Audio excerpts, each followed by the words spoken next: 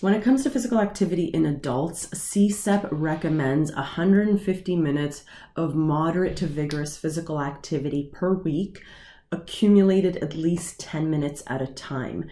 And though that's a great goal, even more is going to have much more of an effect on our not only physical fitness, but our well-being and reducing our risk of disease too. But that's kind of the minimum recommendation, which aligns with the WHO's recommendation as well. The recommendation used to be 30 minutes, 5 days a week. 30 times 5, 150. So it's the same amount, but they're kind of taking away that it's got to be done 30 minutes at a time. Even 10 minutes at a time makes a difference. Okay. They also recommend 2 days a week of resistance type exercises. And like I said, more is better is what they suggest too. Okay. So these are for individuals 18 to 64 years of age. So I believe all of you guys watching this video right now. I gotta say, this next part of the module is a little bit depressing for me, because what we're gonna do is we're gonna go over some of the changes that are happening in the body that start really compromising our exercise capacity and start kind of like breaking down the body a little bit as well. And the reason we're doing this is to show how, you know, we need to kind of tailor physical activity programs a little bit differently as we age, because even 10 years between two people is going to make often a big difference in certain fitness measurements. Okay. So a lot of things start changing after 30. So if you're 20 something and watching this video, enjoy it. Like, enjoy that just top level physical capacity. It's not to say that it cannot be retained, because a lot of it can be, but quite honestly, with aging, things start becoming more difficult.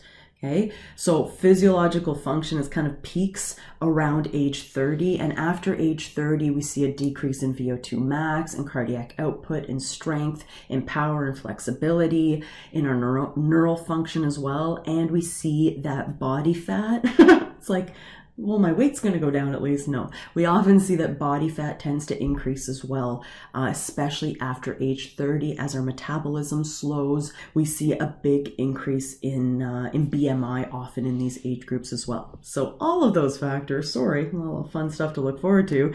All of these factors can be positively affected by exercise, especially if exercise has been maintained throughout the life, which kind of comes back to why we just really emphasized being active at a young age and building that love for exercise at a young age. So I'm not going to read through all of these. These are kind of like your notes as well, but it just talks about some changes that are often more noticeable as we get older. But you'll also see that there's pictures in a lot of these examples of people that are in certain age groups or were in certain age groups, but that are still, you know, quite healthy, including, you know, Mr. Brady right here. Okay. So in your 40s, which I'm getting close to myself, damn, you tend to retain most of the fitness from your 30s if you have been consistent in your physical activity program. But you tend to notice that things are going to start getting a little bit more difficult. For instance, our aerobic capacity tends to decrease around age 40. Our reaction time slows. Our muscle fiber activation changes as well. And if our body weight has increased too, all of these can affect our capacity. However, if we again have a regular practice of physical activity, the magnitude of these changes are going to be less significant. Okay. So not only does aerobic capacity decrease, like we said, strength does decrease as well. We have a decrease in both isometric and dynamic strength, and the speed of the movement tends to decrease with age as well.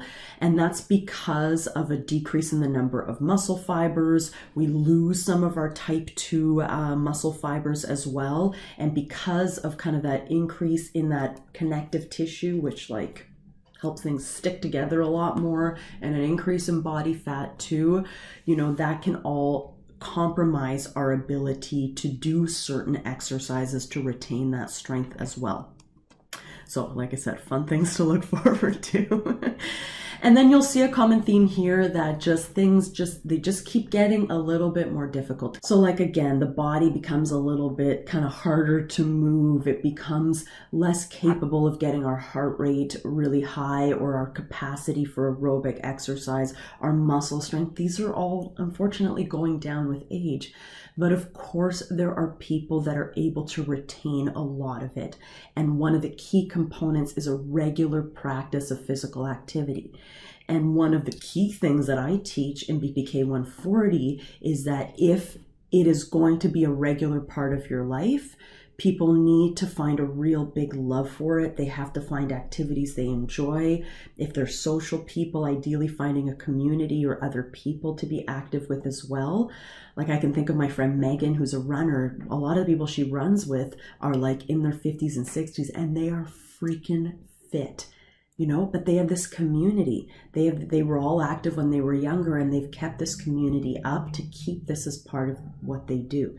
Okay, so when we're working with people, we have to understand that they are going to have often this reduced capacity, but we're also going to start seeing a lot more of a division in these kind of older age groups, between those people that have been regularly active throughout their lives and those that haven't. The separations, the magnitudes of separations in physical, mental, and social well-being are going to become more dramatic with age, which is why no matter what the age, turning up that physical activity switch is so important to like reducing that magnitude and getting them back to a place where their quality of life and their capacity is so much higher.